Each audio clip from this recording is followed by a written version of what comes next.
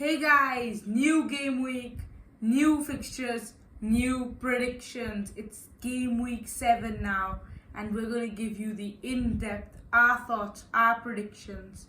Who will make the difference in some major games, such as Spurs high flying under Ange Postecoglou against Fabian Hurstler, who hasn't now won in 4 games. Nuno Espirito Santos complaining about the referees again.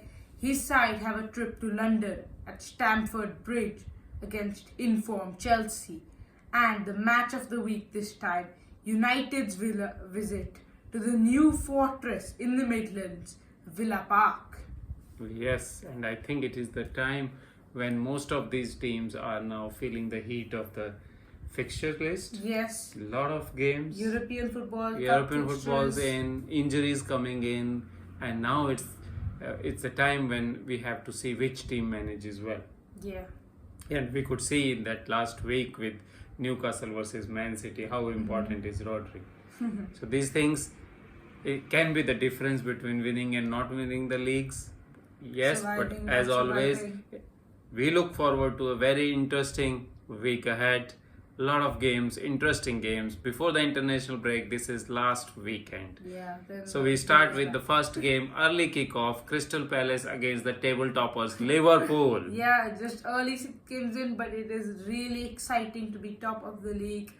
Arne Slot, now he's won 8 of his first 9 games in all competitions. Victory against Bologna, not amazingly convincing, but that's the thing with Slot. You get the goal, you keep the clean sheet, and 3 points in the bag. That's how it is. Yeah, he is more like we should be solid in the defense. Yes, we should not 100%. concede easily, and then we have players who can score. So I think that's his philosophy. But for me, they played Wednesday. Now it's Saturday. Isn't it too early for them to play again? And Crystal Palace, a whole week rested, might be able to give a fight. And I at think home it will. for Palace.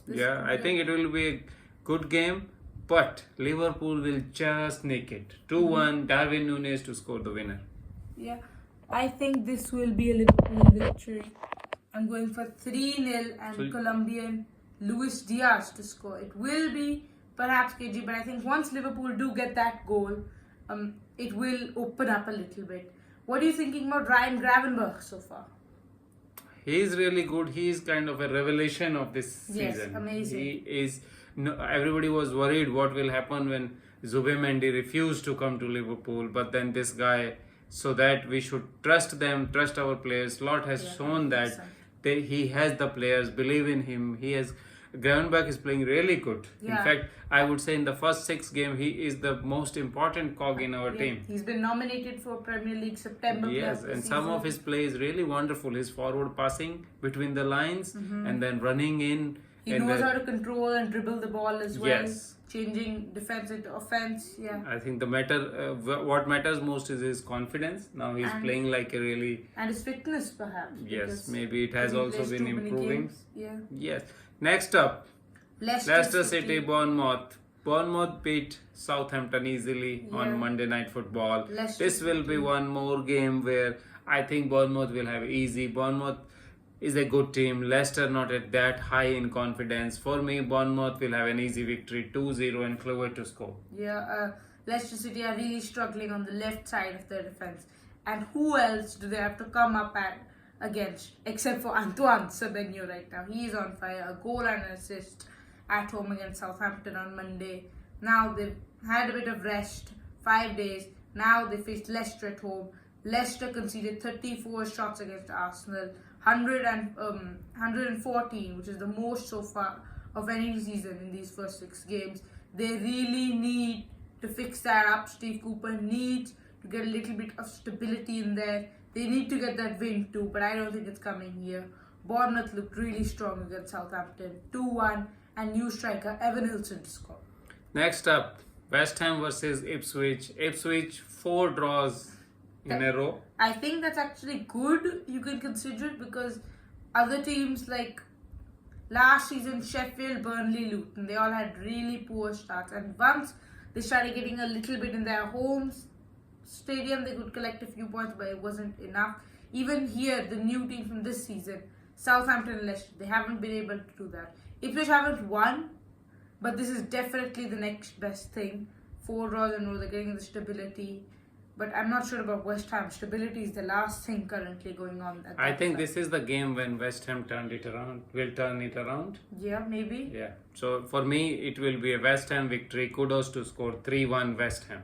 The thing about Lopetegui's form is that it will be, if it is a defeat here, it will be his 4th home defeat in a row. He'll be the 12th manager to achieve that in his first season, and except for one West Bromwich Albion manager in the early 2000s, every one of them got either sacked or relegated. So Lopetegui really needs to turn it around. I don't think so. Ipswich are looking really strong on the break. 2-2, and Jamaican winger Omari Hutchinson to score. Next up, Arsenal versus Southampton. Arsenal high flying after last week. Even with Leicester PSG. gave them a good fight, but then at the end, Leicester did not have enough in their tanks to fight against Arsenal. Then they beat PSG. We can say that PSG without Mbappe is not that strong, and then Dembele was also not there, but still Arsenal played really well to beat PSG. This again, I don't see anything other than Arsenal victory. Southampton rock bottom, not playing with any kind of confidence. Against Bournemouth, even the coach said, I don't see my team fighting. Arsenal victory 3-0, Martinelli to score. Yes, Southampton have never won at the Emirates. That does not help their record. Easy win for Arsenal, 4-1, and German striker Kai Havertz to score. Brentford against Wolves. Here we go now. Brentford, what are they doing? First minute goal, last 3 games in a row. Thomas Frank refuses to reveal the secret behind it, but he has admitted there is some kind of tactic. How do you score 3 games in a row in the first 50 seconds? For me, it's just a coincidence. I don't see any tactics there. It's just coincidence. Maybe other teams sleepy in the first few minutes, not ready, and they get best of the situation and then score the goal. It might just be something. Yeah, but then they are not winning. That's the problem. They did secure the victory last week. So yeah, before that, both the games they lost even after scoring in first or second minutes. Yeah. This one, Wolves played well against Liverpool, did not win. This one, I think, will be a cracker of game. 2-2, it's a draw. Kuna to score. Yeah, I think Wolves are rock bottom, not only in confidence, but in the league standing so far. I think Brentford will take advantage of that. 2-1, and Brian Mbeumo to score. Manchester City against Fulham. So there's another record in City's grasp now. They can be the 5th team to win 50 home games in all competitions in a row. That is some achievement. That is a real good achievement. It's only been done by few teams: Liverpool, Sunderland, Chelsea. So City will become the 4th team to achieve that milestone. So I don't see Manchester City winning it convincingly, because Fulhams are high flying at the moment. Yeah, they beat Except the first weekend, they are playing really well. They've won. They've not lost since that first weekend. So it will be a good game for me. Maybe Fulham can get a surprise there, but I think it will be a draw, 2-2, and then yes, that's what I am thinking. And Jimenez, the striker from Fulham, will score, really well, and it's 2-2. Man City without Rodri again losing a point, losing 2 points. I don't think if still Kevin De Bruyne is ready or not. Yeah, but then without Rodri and KDB, it is very difficult for them, and it's 2-2. They didn't have any problems brushing aside Slovan Bratislava midweek, but I think City will be a bit tired. Fulham will be fresh and rested. Still, just about City will win this game 2-1, and the Norwegian Viking Erling Braut Haaland on the score sheet. Everton against Newcastle. At last, Everton won. Finally, yes. Yes, Newcastle played well against Manchester City. They could draw the game. But this one again, I think Everton will be able to surprise. That's what I am thinking, because they are now with the new takeover. Yeah. They know that they can kick it off from here, and the players, managers, everybody is in confident. Even for that matter, your fans are in confidence. So that confidence will rub off, and then Everton will beat Newcastle. It will be second victory in a row for them. Calvert-Lewin to score. What about Newcastle's confidence? They just held the champions. I don't know. I think Newcastle are the stronger team right now. Everton will definitely show character. They'll show fight. They have a fire in their belly right now. They know. They want this probably. They might want it more than Newcastle, but I think maybe another winner from Harvey Barnes is required. Newcastle stealing it, perhaps at the death. 3-2, Englishman Barnes to score. Next up, Chelsea the against team Nottingham of Forest. goals. Chelsea against Nottingham Forest. Chelsea were particularly good against Brighton last weekend. You see, Defensively Palmer, not. 4 goals. That game, while I was watching that game, it was like both the teams have just thought of leaving the defense in their backyards. No defense at all, both the teams. No, not at all. It was really poor. I expected better from Chelsea. The amount of money they invest into, especially defensively, buying nice young players, Kukurea, Disasi, Badiashile, Fofana. You can't go do that, honestly. And especially Sanchez making 2 errors. So yeah, Chelsea really need to work out that problem. Brighton as well. The high line didn't work, but that's another But story. I think Chelsea, the coach is now focused on first to sort out the attack. No, but it The works way now they with want Cole to Palmer. play, He scores because the goals. he is now focusing on how the goals will come from, because last season that was the problem, and then he will will put the defense I in know, place. because- That's what I'm thinking he is trying to do. But at least he is making them tick together, making them score goals, playing with an identity. That is more important. So Once he came, it was similar to Sloth, they said, about control. I didn't see any heck of a control against Brighton. No, I don't see him really playing for control. I just more see he is counter-attacking. Most of the times when you get the ball, you are really quick with the wingers, really fast, and a lot of people in the attack. So I never saw them trying to keep the ball. Yeah, that's not their style, I think. Yeah, but they might have to do that against Forest's low block. Will they be able to beat it? I think against Forest they have to play more with the ball, and that is what the lacune what Chelsea has right now. They cannot play more with the ball, and at the same time Nottingham Forest has really fast wingers which can make use of the defensive lapses which Chelsea will do. That is what going to happen in the game. 2-2, and Hudson-Odoi, the former Chelsea guy, will score. Yeah, Chelsea did beat Kent midweek, but I think you're right. Forest's low block, it proved a challenge for Liverpool. It will cause some problems for Chelsea as well. 1-1, and Senegalese striker Nicholas Jackson on the score sheet. Brighton against Tottenham. Next up, Brighton lost to Chelsea. Tottenham beat Manchester United fair and square. Even before the Fernandes red card, they were the better team, and they scored also. What a goal Mickey Van Dijk scored. Yeah, they were second best the entire game. Mickey Van der Ven, amazing performance from him. Assist in the second minute, and then clocked the quickest speed of the season.